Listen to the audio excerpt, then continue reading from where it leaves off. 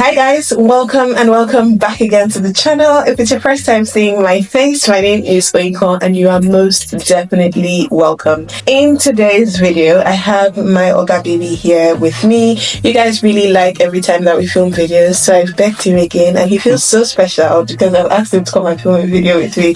But do you want to introduce yourself, baby daddy? I'm sure you guys know me already. As per the celebrity that you are. Period. My name is Femi, the only Femi you need to know. His name is Tolu. My name is Femi. His name is Tolu. I don't know why he keeps telling everybody that his name is Femi. But my name is Femi. That's your surname. It's still my name. Anyways, yeah, okay, so this is my lovely beloved husband in whom I am well pleased. So in today's video, we are going to be talking about why Black people are among the poorest immigrants in the UK. I know that's a very interesting topic, and actually it's not just in the UK, it's the poorest immigrants worldwide. Black people happen to be among the poorest, like statistically speaking. And in this video we want to just talk about the different points that we have brainstormed. I have written quite a few points down in my notes on my phone because you guys know I'm trying to be a serious YouTuber, so I have to write things down. I'm gonna let him start. Do you want to start, babe? Okay. I do write things down. My brain is just good enough. Period. As a smarty. Just kidding, yeah. But okay. I think that first of all, when you're immigrating, it depends on how and when you immigrate. At what point of your life are you immigrating? 100%. Which is very important to us to what's going to happen to you when you come to a new place. I think that people underestimate what it means to abandon everything that you know and start afresh in a new place that you're not familiar with. Yeah. That already, obviously, life is like a competition. So that already sets you back. Exactly. That already sets you back with, compared to folks who were, but even Black folks who were born in the country. Yeah. You already set back because you're coming into the game years behind. And starting a few steps behind. Exactly. Starting a few years behind because you basically don't know the game. So that in itself has put a lot of people on the back burner. And just not just even how you come in and the age you come in with, what kind of burden are you coming in with? What do you mean by burden? Okay, so basically, if I'm coming with a wife and 2 kids, now what I always say is that because at that point, what is in your head is survival. So you're not willing to take as much risk. Exactly. So in life, basically, the amount of risk you're able to take helps you with your financial freedom. That's the truth. People can say whatever they want, as saving, doing all this stuff that people say. But the truth is that check anyone who was actually very successful is a lot of risk. Yeah. And that is a risk you don't take. Like, for example, for me, I can't take so much risk anymore. I took risks. But you still took a few risks coming to this country. Yeah, I did. Because even when we first came, it's not like you started working immediately because you knew that you were not trying to work a shitty job. Exactly, but you knew that. And that was a risk. But there was a reason why I could take that risk. But because we didn't have kids on at the time. Yeah, that's true. And then whatever income I was getting at that time from my business was good enough for the kind of circumstances that we had at that time. And the exchange rate wasn't as bad. And the exchange rate was not as bad. Imagine I was coming in 2023 with this current exchange rate and with kind of house we wanted to live in. This exchange rate is still not going to be good enough. Yeah. So meaning that instead of me staying 6 months and insisting that I must get the kind of job I really want to get, or that probably say get me the next Tesco. Yeah, or I'm gonna go to Amazon. No disrespect to people who work. I'm just saying that obviously when you start a particular career line, you probably already have a limit. Or you'd have even been like a care, because at some point people were telling you like people were telling me to take care and all of that. But to be honest, so all of that ability to take risk and insist on what you prefer to do yourself in terms of career, you really don't have that flexibility because you are just on survival mode. So that those two things in itself for me, I think has set a lot of people back. Yeah. I know that, for example, I have friends who had to go back to medical, dental school. Yeah, start all over again. Especially in Canada. Yeah, for example, in Canada. Yeah. It just shows you that you are basically, you eventually come out of dental school. But even, you're not talking too far. What about me? I had to start from an F2 level again. The fact that you're coming to a new place, you have to start a few steps behind the people who grew up in that system. Yeah. And you know what? Just piggybacking I don't know if that's correct English, but just piggybacking off what you've said. Another reason is because a lot of people, especially, I don't know if it's so common in this current generation, but in our parents' generation, loads and loads of people used to come in illegally. And when you come in illegally, best believe that you're gonna be hungry, especially in these current times. Maybe back then it wasn't as strict, but now it is very, very strict. So in the UK, for example, if you want to get anything that resembles a remotely decent job, you have to have either a British passport or a certificate that shows that you have naturalized in the country, or a visa. And how do you prove your visa status? They'll ask you for a share code, which is something that you get from the UK government website that tells your employer that this person is legally resident here and this person has permission to work this type of job, because it's not even every type of job that you can work. Me, for example, I came with a health and care workers visa as a doctor, so I can only work as a doctor for my employer who employed me. And even if I wanted to work for any other person, I can only work maximum of 20 extra hours in a week for any other person. And that any other person that I'm working for has to also be related to the job that I'm doing as a doctor. So I cannot say, oh, I came as a doctor and I have passion to do construction work, so I'll now go and start working in a construction site. It's not, nobody's going to employ me. And that kind of limits you, because when you're on a visa, you're already limited. Like, I'm, for example, on a 5-year route to naturalization. So for the next 5 years, I am limited to working only as a doctor and working doctor related jobs. So I cannot even work, I cannot say, oh, I want to branch out and go and be a tech girly. You can't. And that already puts you at a disadvantage, because let's say a British person, for example, they don't have to think about all those things. All these migrants who have already naturalized, they don't have to think about all those things, because nobody's restricting them. They can do, today they can decide to be a tech girly, tomorrow they're a policeman, next tomorrow they're a rail worker. Nobody's going to question them. But you, when you're on the visa, you have to be smart, and you can only work a certain type of job, and that in itself already limits you. Even like on the visa itself, they even wrote you cannot be a sports person. Because they already know that sports people, for example, have the potential to make so much money, and you're not trying to come into our country and make all that money. So that is another thing that definitely is working against black people. I think that maybe that party will be the black tax. Oh, the popular black tax. And obviously this does not apply to every black person, but applies to most people, in the sense that people who back home, the people that you left, expect some form of, because obviously they've invested in you. Exactly what I'm about to say. People have invested in you. That's one. Two, people are hoping that when you are on this other side, that you are definitely, they're not hoping, they believe that you're doing better. You're definitely doing better.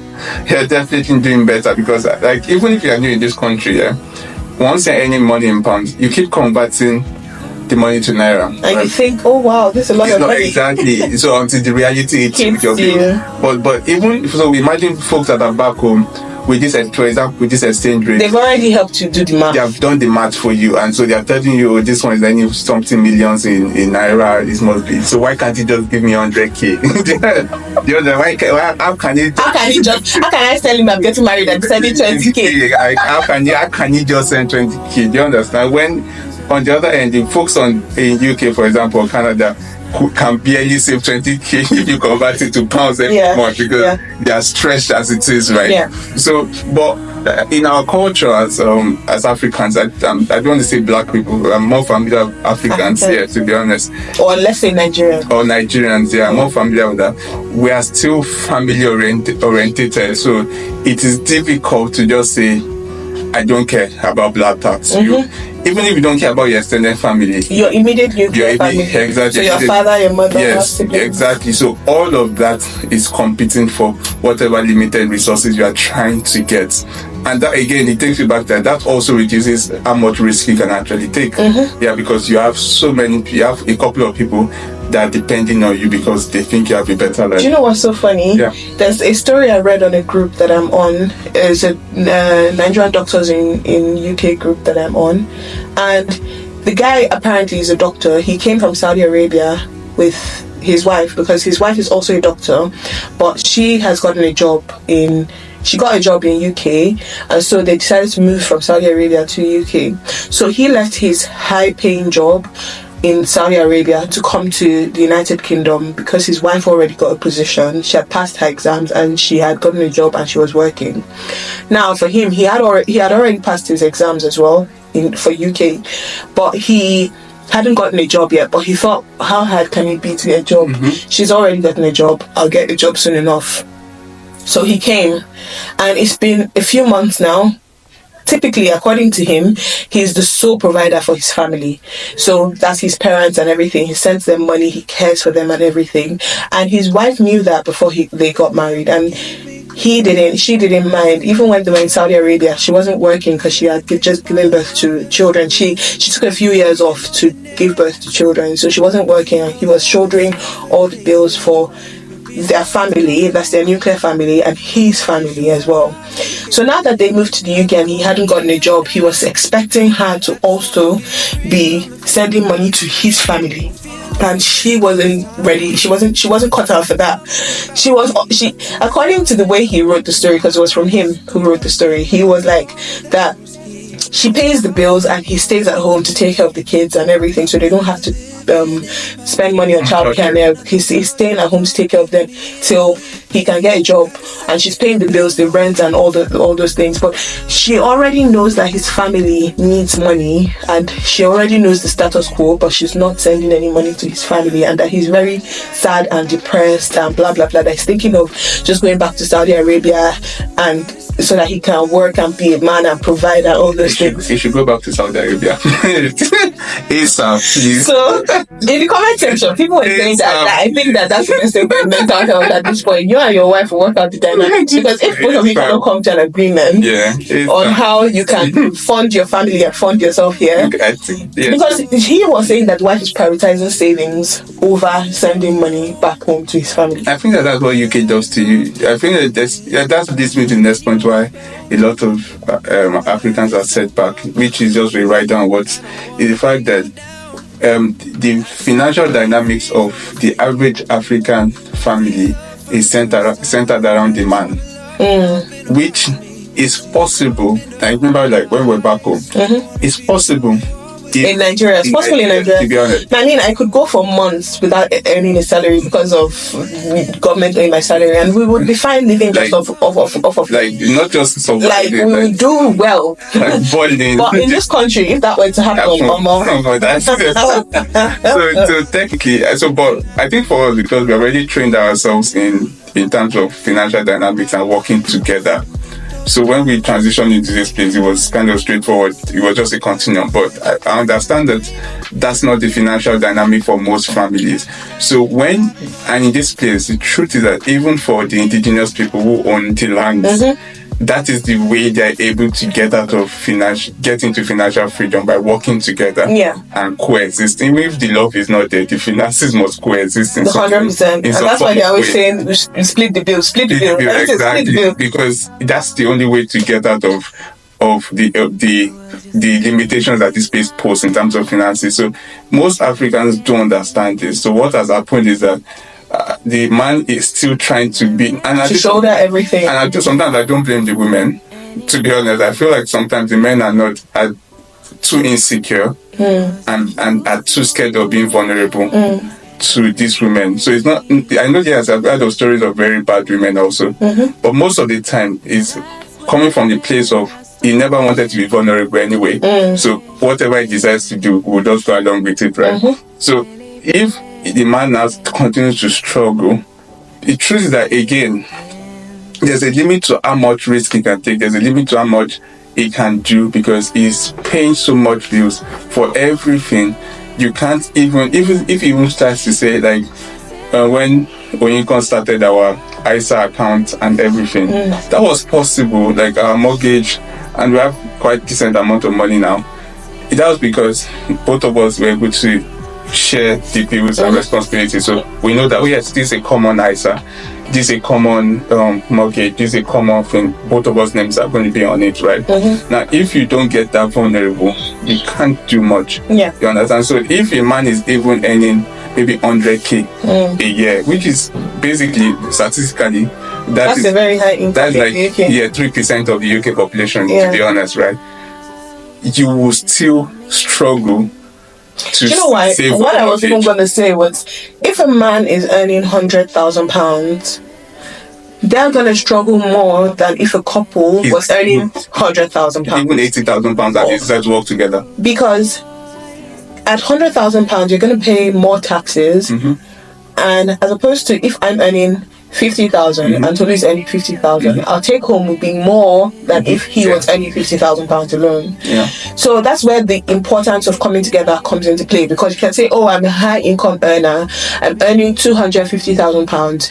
At the end of the day, if only you are earning £250,000 versus if I'm earning 120k and you're earning 120k, and we work together, we will be able to achieve more than if you were just earning £250,000. The reason is about even the visa costs. Have you even thought about the visa costs? True. Like, being an immigrant is not cheap, and it's not a one-time cost, especially if you are on a type of visa like mine, for example. It's not a one-time cost. And if you have a large family, like Tolu said, depending on your burden and number of dependents you have on you.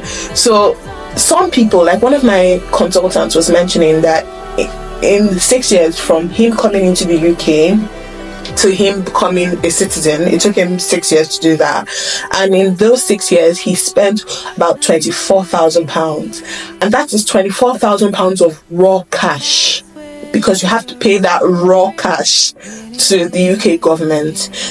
And think about it, that £24,000, if it was invested, could have given you a good ROI in those 6 years. Okay, so that would be 48, times 2,000 would have been 48 million. Wow. Just to get a British citizenship. Damn. So even if you put that, because for this £24,000, if you had put it in a high interest savings account that gives you 4.5% interest rate, you've gotten 4.5 divided by 100 times 24,000. You'd have gotten at least £1,000 in. At least £1,000 per year. Per year, yeah. At least £1,000 per year. Like 7k. Yeah. That's £6,000 in 6 years that you'd have gotten for investing it. But you went to go and give the money to the UK government, and that again already puts you at a disadvantage, because if you were British or if you were an Indigenous, you had the 24k. You would have had the 24k to use for other things. I think that people might not understand the gravity of what you just said. Yeah. If I give like 24k, it means that you literally saved 4k every year. Yeah. For the last 6 years, and trust me. So if you check statistically, just Google it. Just Google it. There's no need for us to even talk about it. Google how many people have 4k in there. How many people have £4,000 in savings in the UK? Just Google it. In their whole life, they now do it per year. They now do it per year. So you can see that this already puts you at a backstage. And this is because he was a doctor, and the pathway is 5 years. Yeah. Sorry, 6 years. For if you do masters, and you came back student room, that is about 10 years. So imagine having this burden for 10 years, and don't forget the number of kids that you have by that time. Also, you'd have had some children in that period as well. It's a lot of work. Yeah. And it obviously sets you back by a couple of thousands of pounds, which ordinarily, if you have just saved or you have just invested, you have worked so hard and invested in something else, and you will probably have gotten some money. Yeah. Even if it was a business, to be honest. If you probably started a business with 30k, even in this country, it would have been worth your time, to be honest. But you invested all of that trying to stay in the country, then you're starting all over again after 10 years again. And getting a passport. And just anyways, I guess sometimes I think maybe it has its advantages. Yeah. Like I always say, relatively compared to, the argument has always been that, oh, you are not going to be better off in Nigeria. I agree. to be honest, to some extent, depending on what you have in Nigeria. If you don't really have if you're just a middle class person, yeah, if you're middle class in Nigeria, then I would say maybe give it a shot. But if you're above certain age, I'm not going to mention the age, because I don't want to be cancelled. I'm not going to mention the age, but if you're above certain age, I'm also going to say maybe you should stay at home. Do you understand? Do you know what? I don't think with the Nigeria of today and the way that Nigeria looks, and I know that we're deviating, we deviated from the topic that we're saying, but with the way Nigeria is of today, unless you're close to retirement, I'm not going to advise you to stay back. Yeah, I advise you to stay. Because even if you are 50, even if you are 50 and you come to this country and work for 5 years, use the remaining 10 years remaining on your working career to work in this country. You'll still make more money than you would have made in Nigeria. What do you mean by make money? Saying a 50-year-old middle class person who is earning 500,000 naira a month in Nigeria. Yes. And will come to the UK. Yes. To do his job. Any job at all. It doesn't even matter. Even as a healthcare assistant. He will not have any savings. Not necessarily, because he has a wife as well, and they don't have young children at that point. 50-year-olds will not have young children. So a 50-year-old, the youngest child of a 50-year-old probably be 20. Are you saying that they can qualify for student loan? Because this is part of the reasons why this to the next point about investing in home. Exactly. So that's what me I was gonna literally lead back to. So my question is this: like, they are saying a 50-year-old man to come. When is he going to start his mortgage? He doesn't have to have a mortgage. It's an end goal. He knows what he's coming here for. Okay. Because in those 10 years, I said he's going back home. Yes. Okay. In those 10 years, this 50-year-old would have gotten his bali, and he would have also gotten some money. So in those 10 years, this 50-year-old can even very well take about £50,000 back home to Nigeria to do whatever he wants to do. But it's not like to help with his retirement fund. Okay, but it's not going to sell everything I've ever had. No. Okay. Because what I'm saying that people come to the extreme stuff of selling everything they have back. It's easy to sell everything you have back home when you're 20. When you're 22, when you're 20, even when you're 30. There's nothing 20 or 22 is selling. When you're 30, you might have had a few things. It's easy to sell a few things at 30. But when you are like 50, then you have to ask yourself a few questions. Yes, a lot of questions. And weigh the pros and the cons, you know. But again, it also takes me to about investing back home. I think a lot of Nigerian or a lot of black people are not financially literate, and they prioritize investing back home over investing where they are, especially if they are young people. So if you're in your 30s to 40s and you find yourself in abroad, I don't think your priority should be investing back home because you currently live abroad. So if you are investing in Nigeria, for example, all the money that you're making, you're converting everything, sending it back home. First of all, you're not even living in Nigeria. So you build a very nice mansion in Nigeria for who? For cockroaches. And meanwhile, you're living in a studio apartment in London. That makes no sense. It doesn't make any logical sense. I'm not talking about buying landed property, because buying landed property is always an asset, no matter where it is in the world. And I think it's particularly valuable in Africa, because Africa is a developing place. So over the next couple of years, it has the potential to do so much more. But I'm talking about after buying a land, you now try to build a structure on it. Why are you building that structure? What is the structure for? For who to live in? For lizards? Or you send so much money back home and you are thinking that, times that I've even seen this one on Instablog, somebody will send 20,000 euros back home, and the 20,000 euros was aimed at building him a property, only for him to go back home and see zero, nothing, slash, everything is. So all your 20,000 euros that you have been suffering yourself for to save, what will you now do? You have lost on every front. You have lost home, you have lost abroad, you have lost everywhere. What's the point? I personally think prioritize saving in the country that you are living in, because a bird in hand is better than 1 million in the air. How do they say it? You know the saying I'm saying. That's what I'm saying. If you're living here, prioritize. And I know that a lot of people say, oh, mortgage, I don't want to get a mortgage, I'll now be tied down for 30 years. But I've come to understand, actually, that you don't have to be tied down for 30 years if you don't want to be tied down for 30 years. Let's say you buy a mortgage, you have a mortgage and the property is £200,000 and the mortgage is for 20 years. But after 5 years, you've decided that you don't want to be in this country again. You can simply sell that property and you'd have gained some equity and you have made some money, because property is always an investment. So in that 5 years, your property would have appreciated a little bit, enough to give you a little bit of profit on top of it, and you can go. So nobody has to tie you down for any prolonged period of time that you don't want to be tied down for. I think at the end of the day, just weighing the pros and the cons, because I cannot see any logical sense in building a 5-6 bedroom mansion in Lagos, even Lagos, and you are living in the UK, because even if you used all your annual leave in a year to go to Lagos, maximum 6 weeks, maximum. So you've used all the 6 weeks to stay in Lagos. The remaining 11 months that you've been in England, you'll now be living in a 1-bedroom. It doesn't make sense to me, honestly. It doesn't make any sense. And I know he has a counter opinion. Yeah, because obviously this has determined what we have done with our finances in the last 3 years, because I always had this argument where to invest your money in. Obviously, because I think you can do it simultaneously. So I have vested interest in investing in Nigeria, but also statistically, I think that one of the reasons why black people, and I'm going to use black people this time around, and it's based on geopolitical history and socio-economic history. 2 things: every other culture or every other race have always invested back home. Mm-hmm. The black people haven't done that. And that thing is... No, but I don't agree with that, because look at Pakistani people and Indians, for example. The Indians invest heavily here. I swear, if you go to Manchester, you think Manchester is an Indian population. I'm going to get there. Because they make their presence known here. They don't live like paupers. They don't make themselves small. So I'm going to get there. So there are 2 things here.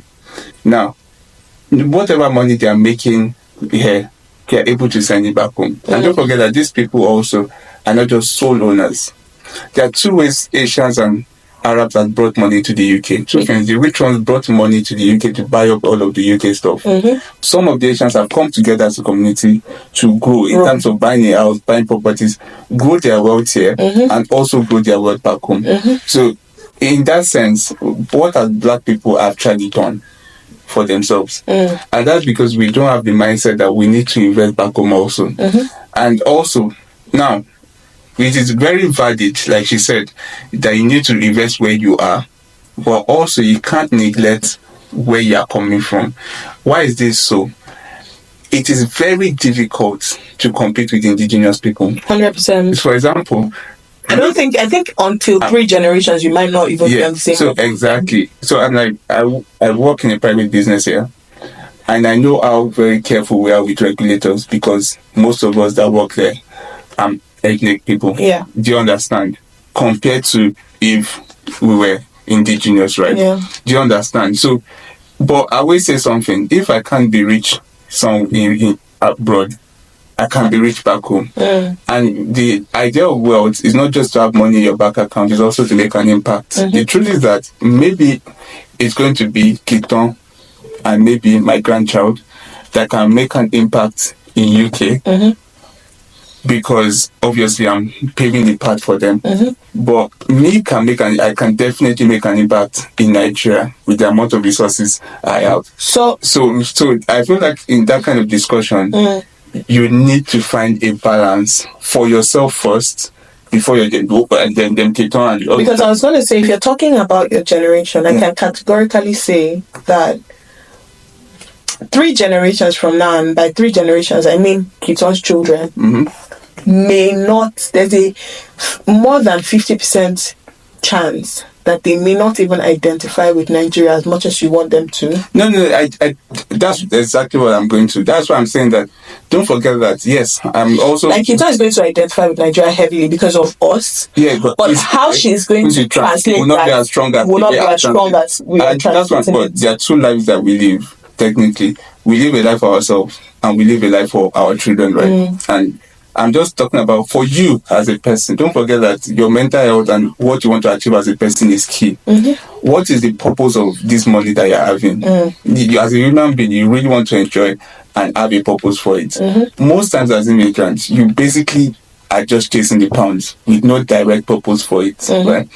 And that's because it's difficult for you to say, I want to start a real estate business coming into the country at the age of 40. I remember listening to any story. It started quite early. Yeah. Exactly. It's not going to start 50, and obviously some people can do it, but it's difficult, right? But age shouldn't be a deterrent. It just makes it a bit more difficult, right? Maybe, but honestly, if you have a dream, you're never too old to achieve that dream. That's my point. I don't think you're too old. There are many people in history that achieve their dreams at their old age. Now, that is statistically wrong. So, for me, this is where I base my argument. I don't base my argument based on being Delulu, love. Being Delulu is a Delulu. Because you're trying to be a realist. No, it's not about and not every time realistic. Sometimes delusion. Sorry, I'm not in the school of thought of delusion at all. Yeah. Because I feel like I don't base my argument based on outliers. I base my argument based on what is the trend. Now, if you are saying that people have done stuff at the age of 50, that's not true. Look at what they were doing at the age of 20 and 30. They were building momentum. They did kick off at 50 and 60, and yes, it did. But you're saying that yes, there are a couple of people that started at 60. But the truth is that they are very minor outliers. So if you actually read certain books, they're going to tell you that certain period of the time of your life is when you should be putting the maximum effort into it. Because when people see you blowing at 50 and 60, they're wondering, how did you do it? But for example, people talk about Warren Buffett, say that, no, go and read on Buffett. The guy had been consistent at it for a long period of time. You understand? So that's what I'm saying, that in the end, for me, I feel like if you are an immigrant, right, you might not be able to do so much in the UK, but you can do a lot more back home. So two things here. Like invest long term as much as possible, and you need to basically plan yourself and be very disciplined, meaning that you don't have time for extravagant spending. So for example, like she has always said, invest in your ISA, invest in your mortgage, but also invest back home. That's why I said you can do it. Yeah, you have to do it simultaneously. You can't. For me, I will not say one is more important than the other. It's prioritized. It's just timing. For example, like you made sense saying that you can buy the land, but it's cheaper to build a building. Yeah. Because, to be honest, you can do that 15 years after. You probably will have more money then. Do you understand? But if you did not buy the land now, you have lost 15 years of capital gain. Exactly. Do you understand? Because you are prioritizing saving all your money to buy mortgage in the UK. Do you understand? So you have lost 15 to 20 years of capital gain, of money that you will have just gained easily, just because you should have just put aside maybe £3,000 to buy that land, for example. So that's what I'm saying, that when it comes to priority, I will say I will not use the word priority. I put it as opportunity scale. Opportunity cost. Like, if I don't do this now, what am I losing? What am I losing in the long term? Yeah. So if you build a house in Lagos now at the age of 30 something, and you don't go to Lagos, that house is going more than devalue. You just wasted money. You just wasted that. You should have used that money that you used to buy to build the house. You should have put it in an ISA account. I would have. I'm sounding like those guys on TikTok. No, but it's the truth. But it's the truth. To be honest, it's actually the truth. I feel that then you now open a limited account. It's something like Aspire. You open an instead of, for example, putting £10,000 this year in your mortgage, you could have put 7 and use 3,000 to buy a land back home and allow that one to keep appreciating. I agree. So I'm saying that it's about opportunity cost, not really prioritizing about what's it, because at the end of the day, if you are not rich in UK, at least be rich somewhere. But you have to be rich in a place. You can't just not be winging through life. You must have money somewhere. You must either be a multi-millionaire in Naira or a multi-millionaire in UK. In the UK, that one is a bit harder. Miracle. No, they tired Jesus. But in Nigeria, I think that you can actually achieve it if you properly plan yourself in the UK.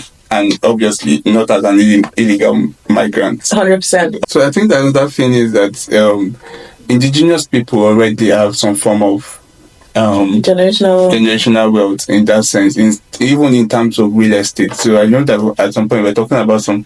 So we always wondered like how do indigenous folks not bother about salary rise? Literally, they're so unbothered. It's like what's going on with their rent situation. Oh no, that is changing for the new guys now. For the children of the late boomers, it's kind of changing. But for the boomers, they don't care less.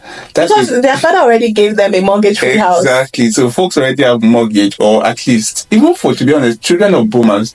I know a couple of people that have said, "Oh, my parents gave me 30K." Yeah. Exactly. That one is even too far. Even my friend, her father gave her £40,000 as a gift towards her. It's not like she don't want to buy a first property now. She'll probably get a couple thousands of pounds. Yeah. To be honest. So for you are just starting from ground zero. It takes you Meanwhile, people already have loads and loads of generational advantage over you. So in that sense, it's unfair to even do a parallel comparison with these people, because the truth is that except you're coming to the UK with a lot of money from Nigeria, which many people actually afford. As a matter of fact, if you have so much money in Nigeria, then why are you coming here? You probably buy the property and go back home. Yeah. Do you understand? Do you know this thing that you're even saying is so true? Because one of my colleagues at work was saying that, "Oh, Femi, why don't you buy a house?" I'm like, "Yeah, I'm working towards it." She's like, "Oh, you can save. It's very easy."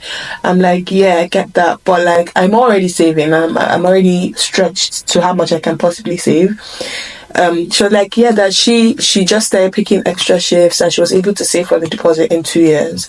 I'm like, fine. She said she didn't spend any of her money. All she was spending was from the extra. When she does an extra shift, she will spend that money of the extra shift. So I said, "So which house were you living in?" She said, "My parents." I'm like, okay. That already answers. Which food were you eating? My parents. No, that is just basic. Like that already answers the fundamental question. Yeah. Even if they say their parents asked for 10 years, even if it's 1,008, I'm sure they can save 1,000 pounds. So 12 times 8, that's 100K saved easily. And the parents are still give them money. So you see why you can't. So by the time I met her, and by the time I said you had to stay with your parents, but I have to think about rent and I have to think about childcare as well. So you can see that there's already some disparities there. Yeah, so it's difficult to do that comparing. So yes, if you are going to do the statistics of why are black people or why African immigrants poorer than indigenous people, it's obvious because they don't have the springboard that indigenous people already have. So they basically have to also through a couple of years before they can achieve it. You know, similarly as well, and this is the final point because we're running out of time. I think this video is already getting too long, but I was just thinking about it the other day. Lots of indigenous people know legal ways to pay so much less taxes. So you as an immigrant, you come and you're thinking, I want to pay my taxes. I don't want to be on the bad side of the law, blah, blah, blah. So you're paying taxes, but you don't know that you can minimize the amount of taxes that you pay. For example, lots of people skip their pension. They don't contribute towards their pension. And if you don't contribute towards your pension, then you end up paying more taxes because that money that would have gone into your pension is tax-free. But if you decide to keep the money instead, then you pay more taxes on that money. Even then, for businesses, I know that if you earn £100,000 from a business, you're going to pay just about 19% tax. Versus if you earn £100,000 from a job, you're going to be paying 20% tax up to £50,000 and then 40% tax moving forward. So you already know that it's not the same. And lots of, like I said about the visa restrictions, lots of people can't even start businesses even if they wanted to because of their visa restrictions. I just wanted to chip this in quickly that even the non-black migrants don't have the same problems with tax and that black people do because they are not trying to become British. Yeah, actually, they are very. Lots of them are content being, especially the Eastern European guys. They're very content being their Greek so they don't. So the truth is that they're not as worried about complying with all the rules like Because worst comes to worst, they'll go home. And once comes to us, they are very happy to go home. I'm definitely not trying to be British. They're the ones that are trying to. And that's already the issue. Yeah, that's already like the issue. Taking risk. The non-black migrants find it difficult to take as much risk as non-black migrants because they treat that you have a lot more to lose. You've sold your home, you want a visa, you're trying to be. You can't take so much risk. You just have to abide by the rules and regulations of everything.